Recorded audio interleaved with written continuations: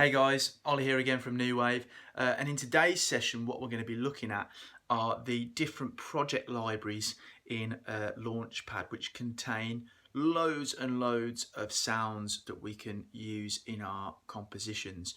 We're also going to be looking at how we can record that and how we can create our very own projects. Hope you enjoy. So I've got LaunchPad open, and as you can see at the top where it says LaunchPad, below that it says drum and bass.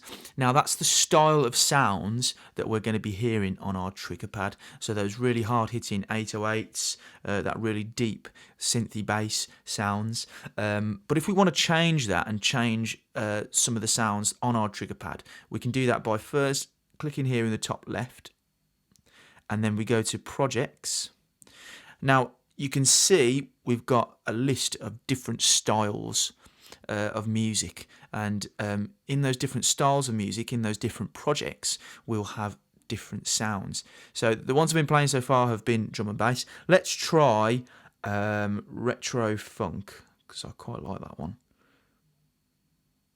And let's have a little listen to some of the sounds on retro funk.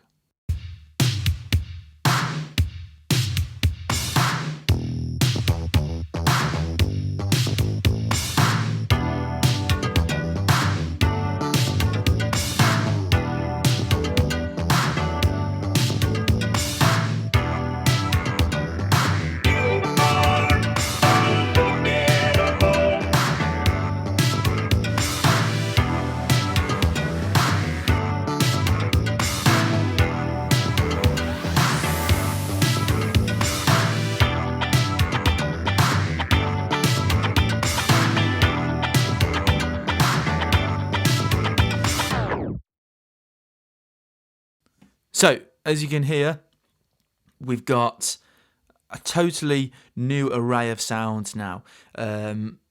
Things like those kind of that kind of electric guitar kind of scatting over the top, those kind of retro 80 synths that we can hear. It's really changed the way our music sounds now from that kind of drum and bass. And this is what you can do if you like certain sounds from a project. You can change them over and try triggering some different ones instead and using that. Now, if we want to create some of our own projects as well, there is a way we can do that. So if we head over to projects again, okay, and at the bottom here we've got our plus symbol. Let's click on that. We're going to create an empty one, and we're just going to type in New Wave.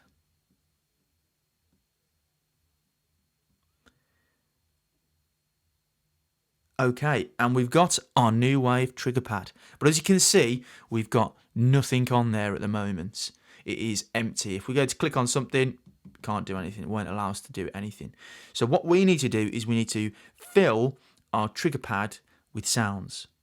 So what we need to do is go over to the top right here, go down to Edit, and as you can see, our squares are now highlighting, our trigger pads are now highlighting.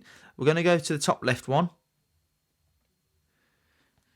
and we're going to click in the bottom right on that search button that says sound. And as you can see, we've got some of the different sounds that we've been hearing when we've been working with our trigger pads. I like to start off with drums because I like to get a beat going first. So let's click on drums, and it will give us all the different kinds of drum sounds on LaunchPad, loads and loads. So let's have a little listen to some of them and yeah, see which ones we like.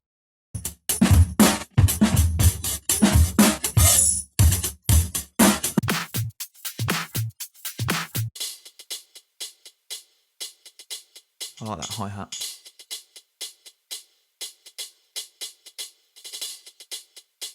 So, I like the hi-hat. As you can see, I've just tapped on it now and it is highlighted grey. That means if we click in the top right to this down arrow, it's now appeared on our trigger pad.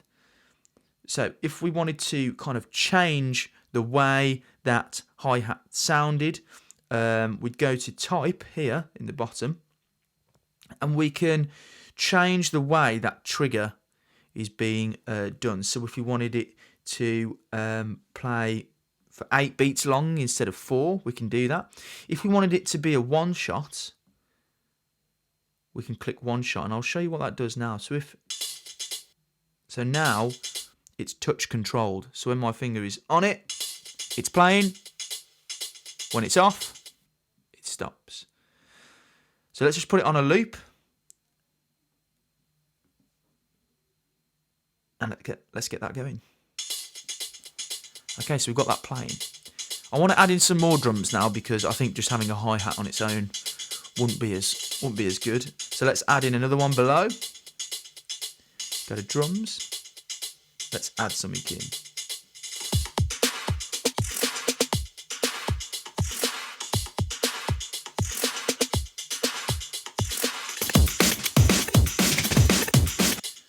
Bit too fast for that one.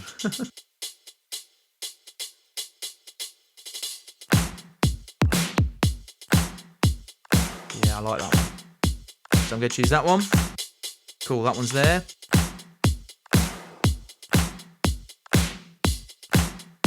Now let's add in some bass.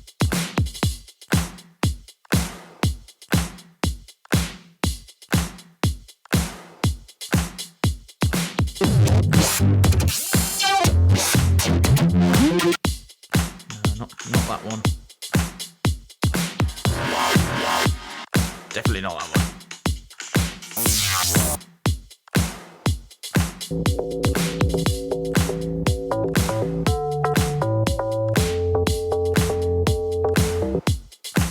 Let's see if we can get one that's a little bit more groovy.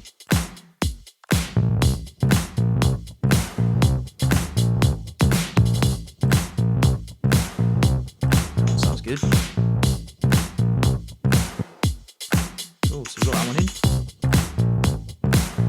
And again, we can have a look at changing the type, so it will go for 8 beats now instead, back to 4.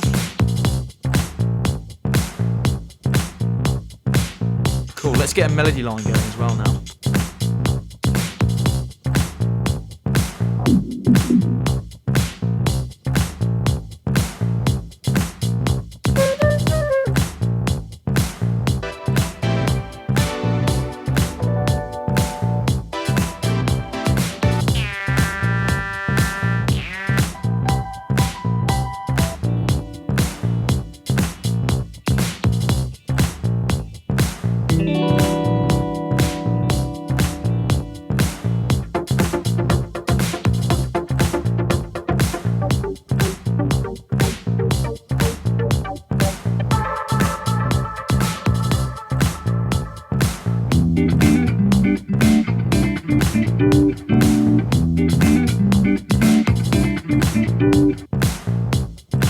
Now, if we just stop that. Brill. So we've got some sounds there, okay, that we've gone through. If you have a listen to the bass and the melody line, though.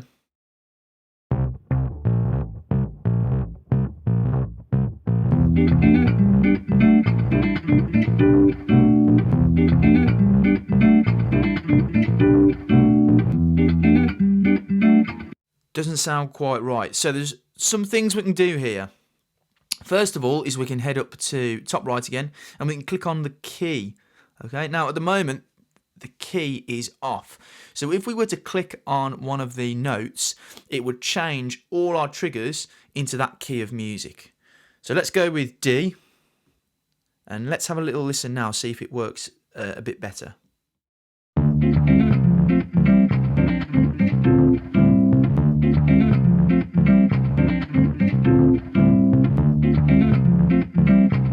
A lot better now. So they're in the same key, because each trigger, when we search for it, they're all in different keys. And you've got two options really. You can try and look for one in the correct key, and I'll show you where you can find that now. So let's go into sound. Let's go on to melody. So you can see, for example, on AK Synth, we've got what kind of trigger it is. So it's a melodic trigger. It tells us the BPM, so the beats per minute, how fast our trigger is, how many beats it's for, and then the key.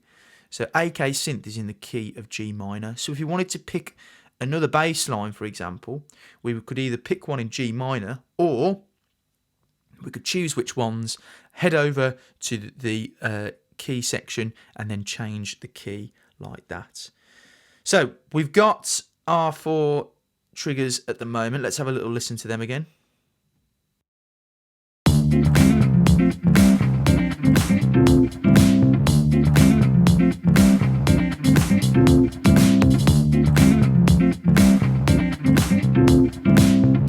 So I want something else in now. I want something kind of like a shaker to get the pulse going a bit more, and maybe some other effects that we can add in. So let's add a couple more in and see what we can do.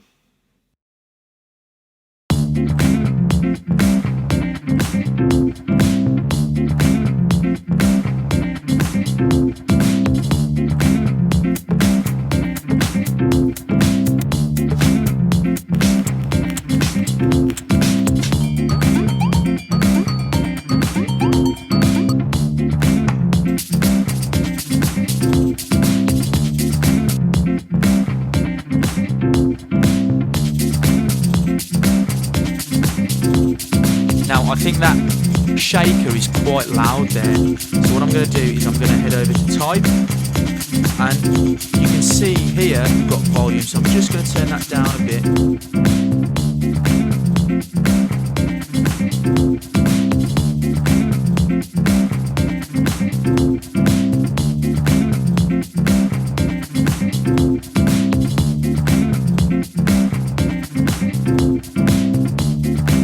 I'm going to add in some effects. And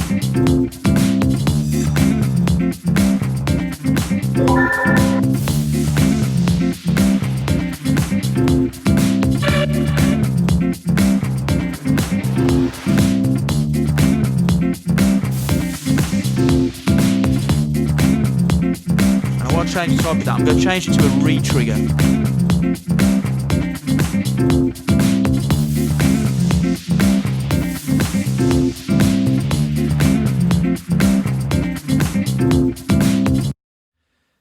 So a re-trigger is something that will continue to play once we've pressed it,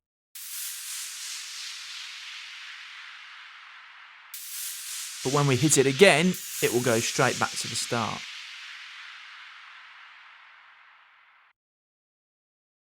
Brilliant. So let's try and have a little play around with that now.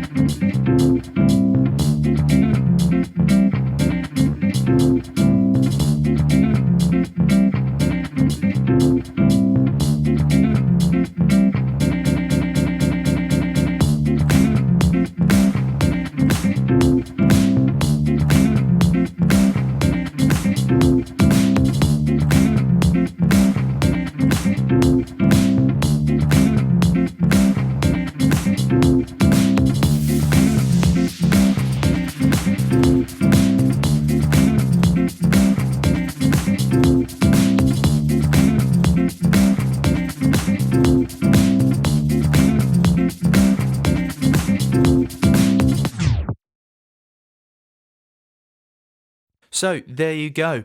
There was me coming up with something using a couple of the effects as well, to create my track. Now, if I want to record what I've done, there's a way we can do that. So if we go to the top right, where we can find key and edit, we're going to click record.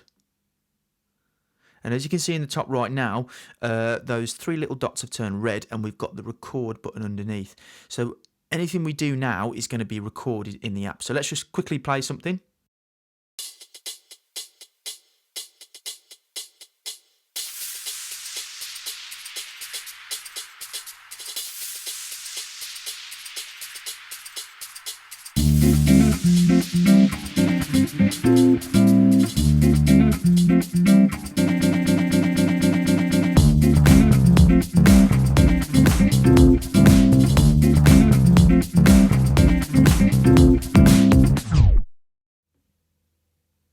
And when we hit that stop button, the recording will stop as well. But where does our recording go to? So we just head up to the top here, top left, and you'll see at recordings, we've got a number 2. So we've got some highlighted recordings there. So if we click on recordings, now I did do a few earlier, but the one at the very top is the recording that we've done, and we can hear that back now.